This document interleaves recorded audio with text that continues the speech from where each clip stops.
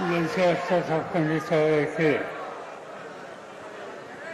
ते शिवसेना प्रमुख आणि महाराष्ट्रामध्ये सगळ्यांना एकत्र ठेवून आम्ही लोकांनी जी आघाडी स्थापन केली त्याच्याचे मान्यवर उद्धव ठाकरे, व्यासपीठावर असलेले काँग्रेस पक्ष, राष्ट्रवादी काँग्रेस पक्ष, उद्धवजींच्या नेतृत्वाखालची शिवसेना आणि अन्य सगळे पक्ष, या पक्षांचे पदाधिकारी आणि उपस्थित सहकारी बंधू-भगिनी, गेले काही दिवस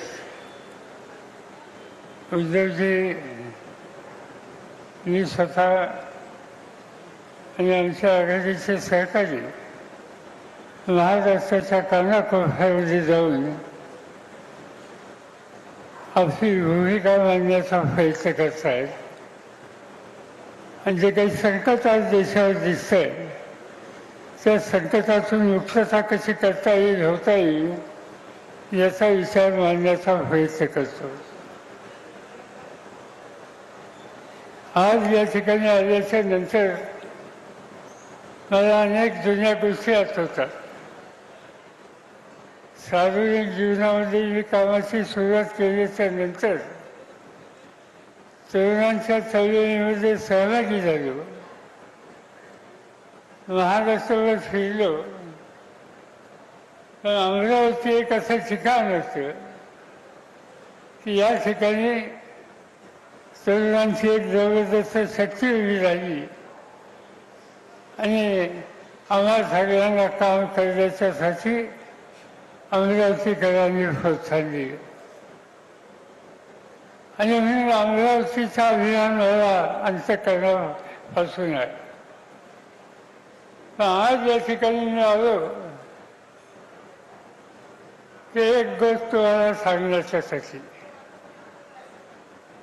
मला अमरावतीकरांची माफी मागायची आहे की एक चूक माझ्याकडनं झाली.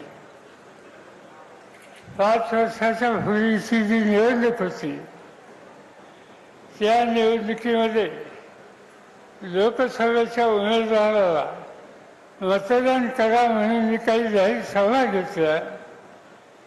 लोकांनी माझा संदेश स्वीकारला. आम्ही ज्यांना पाठिंबा दिला त्यांना खासदार केलं आणि गेले 5 वर्षाचा त्यांचा अनुभव हा बघितल्याच्या नंतर माझ्या मनात अस्वस्थता होती की कधी ते जावं आणि अमरावतीकरांना सांगावं की आमच्याकडून चूक झाली, ही चूक पुन्हा कधी होणार नाही आणि ती चूक आता दुरुस्त करायची आहे. आणि ती चूक दुरुस्त करण्याच्यासाठी ज्याचं सार्वजनिक जीवन आणि व्यक्तिगत जीवन हे अत्यंत स्वच्छ आणि शेवटच्या माणसाचा हिताचा विचार करणार अशा बळवंत वानखेडेंना मोठ्या मतांनी विजय करा. ताज्या बातम्यांसाठी बेल आयकॉन दाबून चॅनलला सबस्क्राईब करा. धन्यवाद.